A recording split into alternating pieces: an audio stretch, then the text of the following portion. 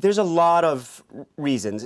I mean, I think it's a momentous shift in American history, and it's really a place where the U.S. has diverged from Europe and other industrial democracies. You know, incarceration rates in most democracies are pretty stable and were for most of American history, but starting in the late 1960s, the U.S. changed course pretty radically, and incarceration rates quintupled over the last third of the 20th century. You know, conventional wisdom is that it must have something to do with crime. It turns out it doesn't.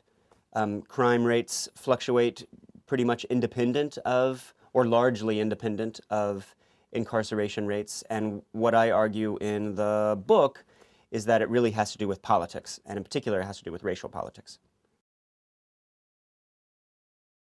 What I'm arguing is like the big causative shift has to do with the backlash against civil rights and the kind of Southern strategy and the way Democrats have tried to protect their right flank by throwing criminal defendants to the wolves in a sense. But there's all sorts of legislative initiatives that have gone through that have made that happen. And certainly sentencing guidelines have had the unintended consequence of shifting discretion from judges to prosecutors, because almost all cases are dealt with in plea bargains, and it's meant that the real decision on how much time someone's going to do takes place at filing rather than in a courtroom.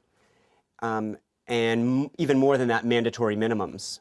But there's all sorts of, you know, every legislative session from the 1970s forward has had, in every state almost, and in the federal government, have had different kind of foci and different slogans: zero tolerance, mandatory minimums, 3 strikes.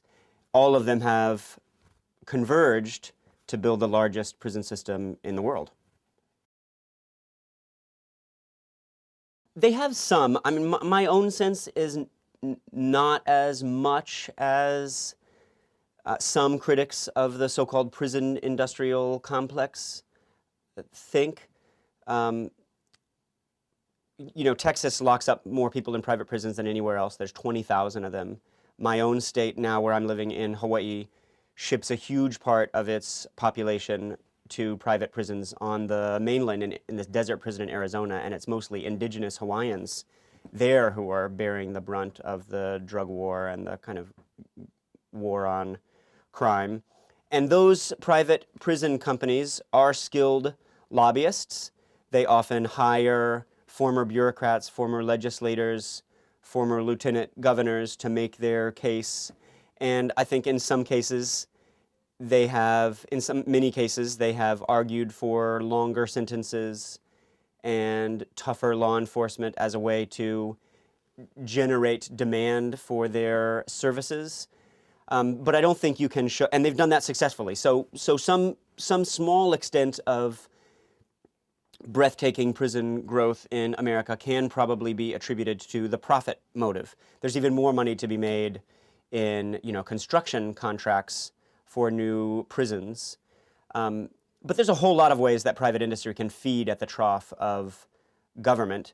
And I don't know that prison lobbyists are any more effective than, you know, road contractors or even people who could build community colleges if government were going in a different direction. And also some states have had very high rates of prison growth. California, for instance, with no private prison industry, because the guard union there is so powerful and so effective that they are well paid compared to corrections officers across the rest of the country, and they have thus far, though we'll see what happens in the next few months, been able to avoid much privatization.